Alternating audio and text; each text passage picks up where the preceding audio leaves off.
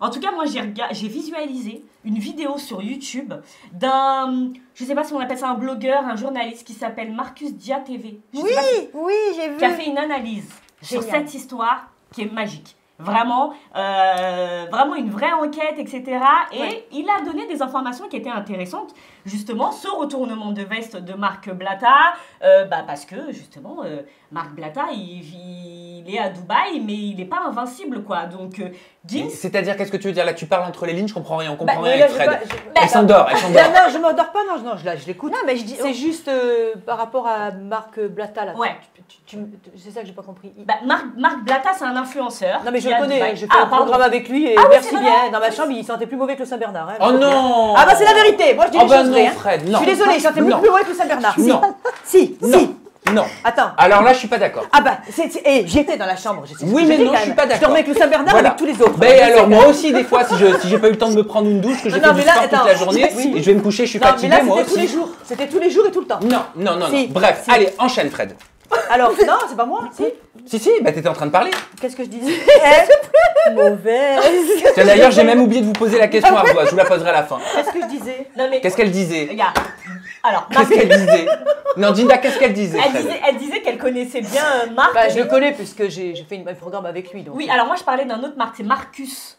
Ah, je connais pas alors. C'est Marcus Dia TV sur YouTube qui a repris tous ces éléments. Et en fait, Gims, ce que je voulais dire, c'est que Gims, à mon avis, il a été touché dans son ego quand Maëva l'a insulté gratuitement en plus. Elle l'a vraiment insulté gratuitement. Et il aurait dans son entourage, donc des gens proches, qui seraient susceptibles de virer Maëva, d'où les audios qu'on a entendus, où elle dit « Il m'a menacé de m'enlever mon visa si je ne m'excusais pas et si je ne lui faisais pas de la promotion. » Donc ça voudrait dire que les stories qu'elle a faites en chantant sur les chansons de Gims auraient été, si on suit ses audios, sous la pression. Exactement. Oui. D'accord. Vous l'auriez fait, vous? Tu l'aurais fait, Fred, sous la pression? Sûrement pas. Même pas en rêve. Après, si je dis quelque chose, je l'assume. Hein. Moi, tout ce que je dis, là, même tout ce que j'ai dit aujourd'hui, si après, moi, je m'en fiche, j'assume. ouais, assume. Après, je sais pas. Après, c'est ma façon de m'exprimer aussi, qui est peut-être pas toujours délicate, avec pas beaucoup de diplomatie non plus, ça, je te l'accorde. Mais après, non. Pourquoi je m'excuse? Déjà, dans ma vie de tous les jours, déjà, je vais te dire quelque chose. En plus, les scorpions, ils s'excusent difficilement. Non, mais elle a Dubaï. Elle a fait une erreur, parce qu'on peut très bien apprécier Booba, mais sans insulter sans insulter les autres, voilà. Mais exactement. Par contre, moi, il y a quelque chose, il y a rien qui vous vient là comme ça face à vous. Vous n'avez pas l'impression qu'à Dubaï, il se passe un truc bizarre? Qu'est-ce qui se passe à Dubaï? Pourquoi tout le monde se menace de je vais te faire quitter le sol, je vais aller faire des plaintes, des machins, des trucs? Je veux dire, sur de la parole, on est menacé comme ça là-bas? Bah, faut croire, mais en tout C'est cas... de la jalousie, c'est... Non mais à Dubaï, tu peux pas faire... Non mais à Dubaï, Must be funny. Quand t'as de l'argent, tu fais tout. Ah bah non, pas en France. Pas en France. Non mais à Dubaï, tu peux pas faire n'importe quoi. À Dubaï, ils veulent que tu respectes leur terre. C'est-à-dire que tu fais pas de bêtises. Ils veulent pas être... Même là, ils sont en train de voir justement pour tout ce qui est crypto-monnaie. C'est quoi le nouveau truc là aussi NFT. Des trucs comme ça, énervé là. C'est énervé le truc.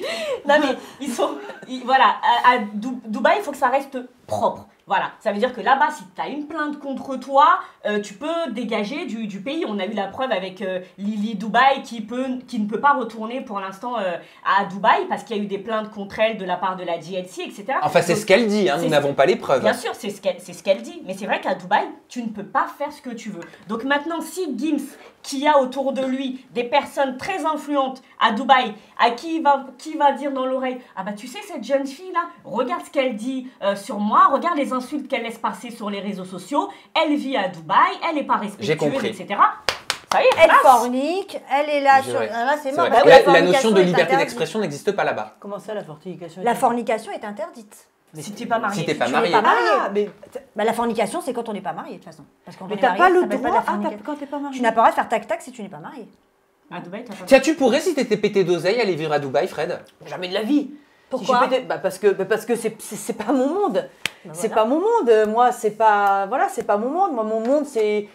Je pourrais l'habiter plutôt, sur le plateau d'Aubrac, ou dans l'Aveyron, ou sur le plateau du Larzac. Non, mais elle le dit très sérieusement. Non, mais pourtant sa maman est née au Maroc. Ouais. Donc tu vois, voilà, je sais des choses sur Fred. Elle a vécu jusqu'à l'âge, quand il y avait les pieds noirs, et elle a vécu là-bas jusqu'à l'âge de 16 ans. D'accord, et bah dis donc, on en apprend tous les jours sur toi. C'était plus son pays d'ailleurs à cette époque-là que la France, puisque elle est née là-bas, elle a été à l'école là-bas.